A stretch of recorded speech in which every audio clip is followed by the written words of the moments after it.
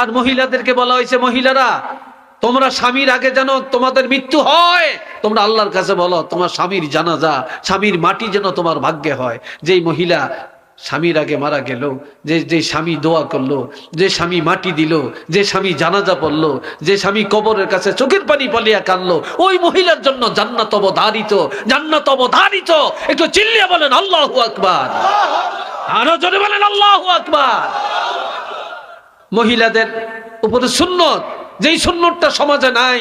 মহিলা যদি মনে করে আমি 100 শহীদের মর্তবা অর্জন করব, তাহলে আপনার স্বামী ঘরে গেলে সাথে সাথে আপনি সালাম দিবেন, আর আপনার স্বামী আপনার স্ত্রীকে সালাম দিয়ে ঘরে ঢুকবেন। আর স্ত্রী ঘরের দরজায় গিয়ে স্বামী যখন দরজা টোকা দিবে, মহিলা ঘরের দরজা খুলে স্বামীর দিকে নজর দিয়া প্রথমে কেমন আছো এটা না, প্রথমে বলবে আসসালামু আলাইকুম। আমার রাসূল বলেছেন যে মহিলা এই সুন্নতটা পালন করবে, আল্লাহর হাবিব তার আমলের মধ্যে 100 শহীদের মর্তবা দান করে দিবে।